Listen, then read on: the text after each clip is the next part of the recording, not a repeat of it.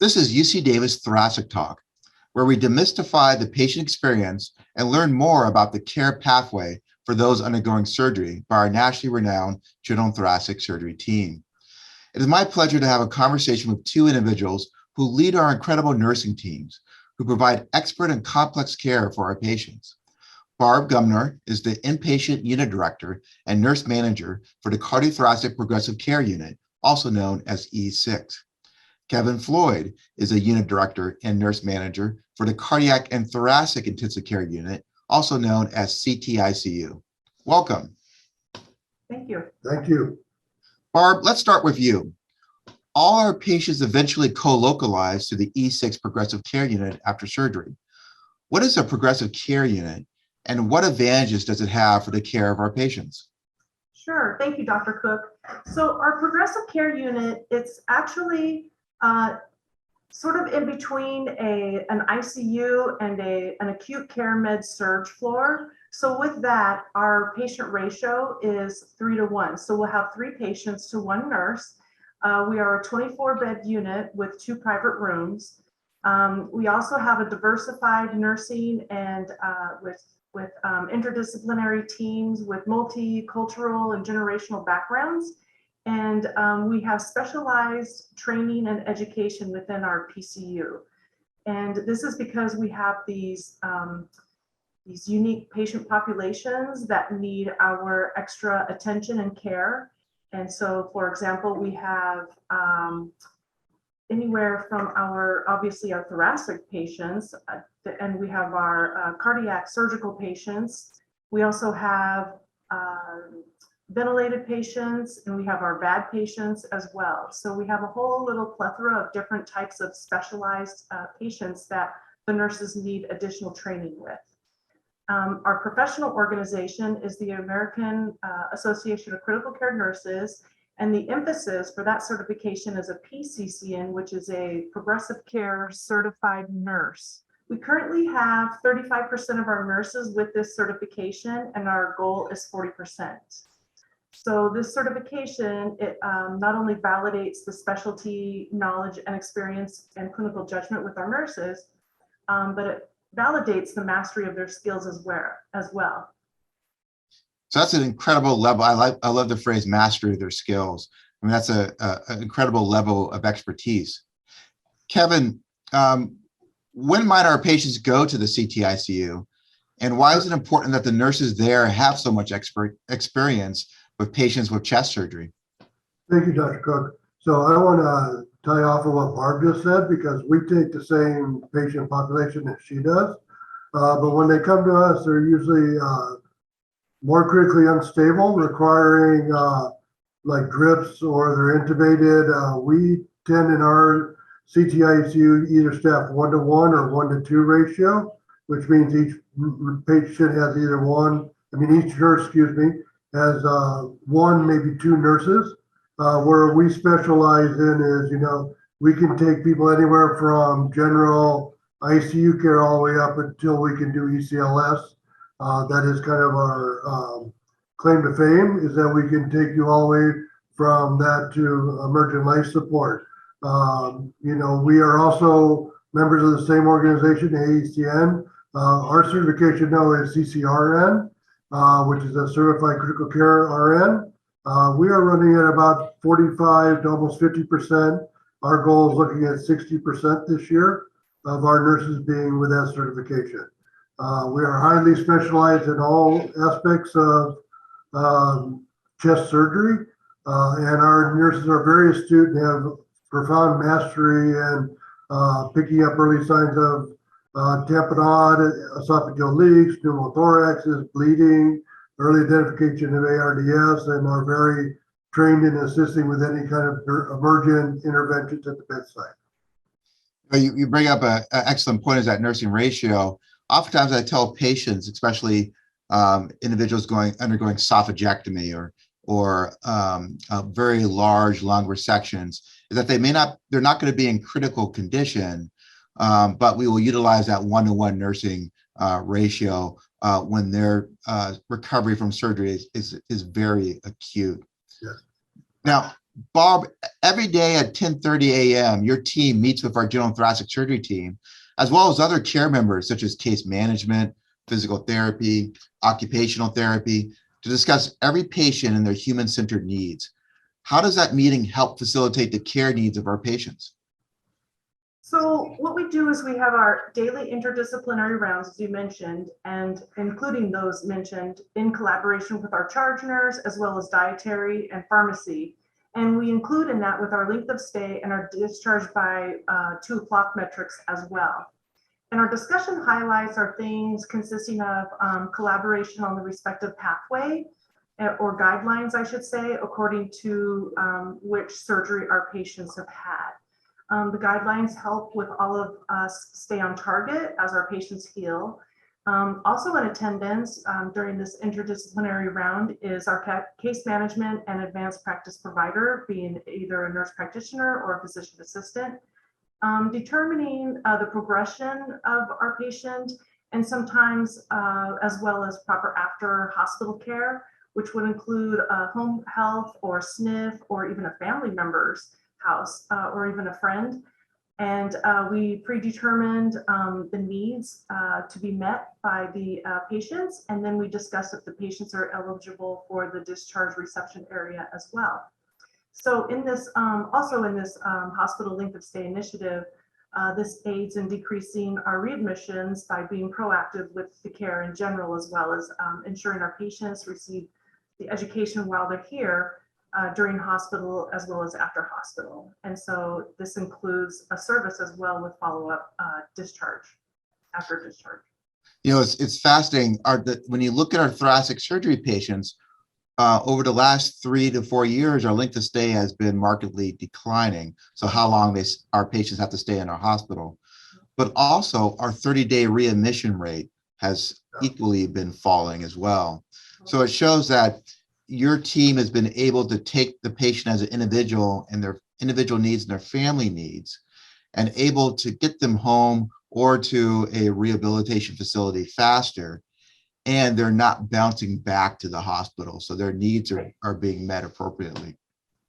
Now, Kevin, our general thoracic surgery program is the first in the nation to be recognized as the American College of Surgeons and Society of Thoracic Surgeons General Thoracic Surgery Verification Program.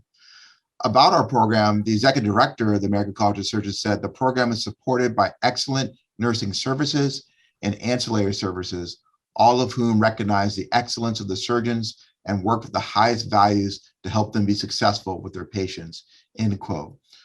What type of systems and nursing education do you have in place to maintain and continuously improve those highest values?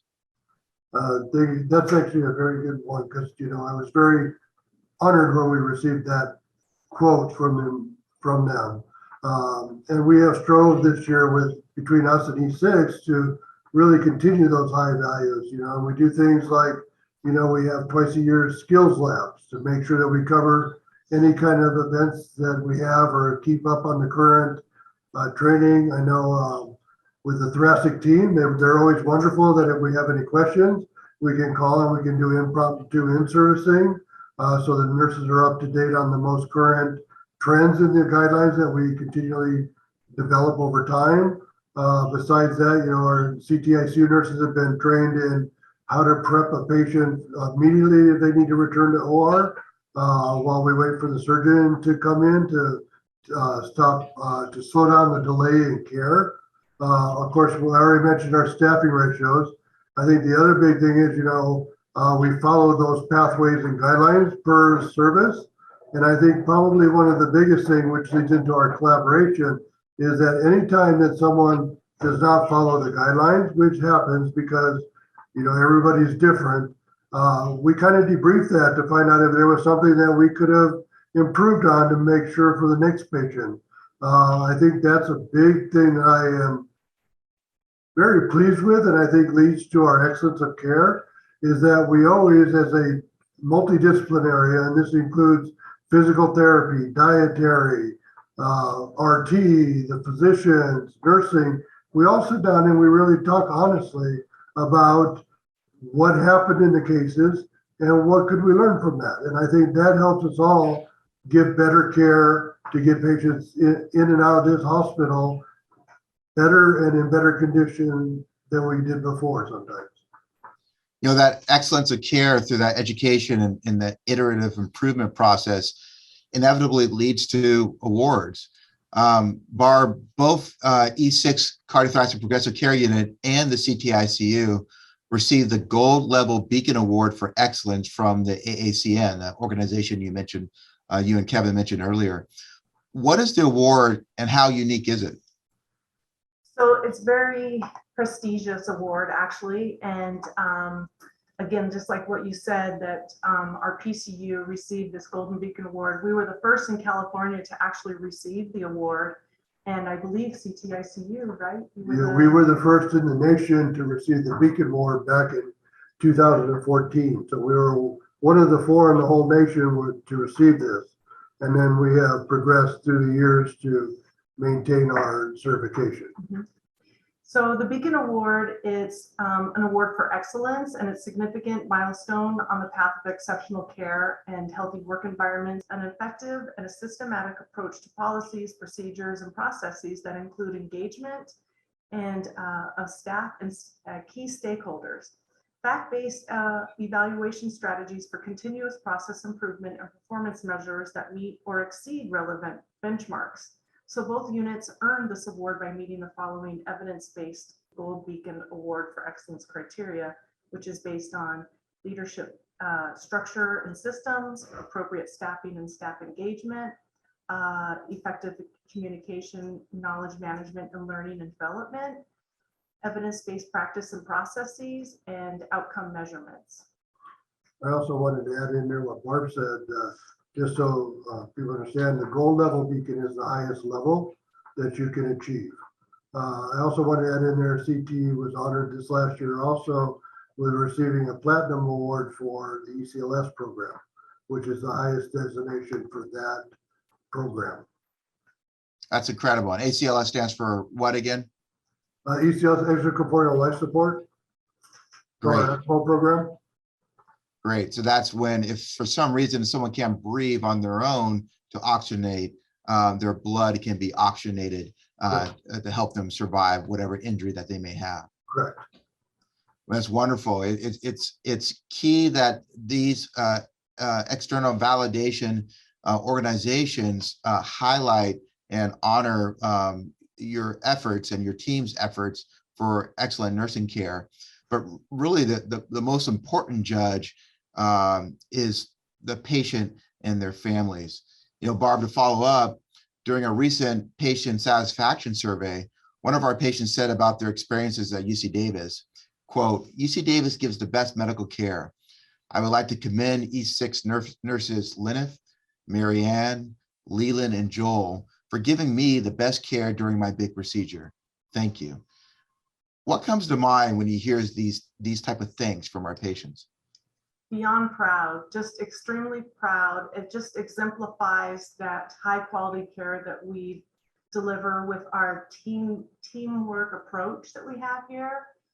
This also falls in alignment with our core values within our patient-centered care and our relationship-based care, which includes leading empowered organization class, see me as a person class, reigniting the spirit class. And this is just exemplifies again, fulfilling our nursing mission every day by providing, you know, our science-based care, technologically precise, and you know, that high compassionate and cultural competent care. Wonderful, wonderful. So finally, what final thoughts about our impeccable nursing care at UC Davis you would like our patients to know and understand? Kevin?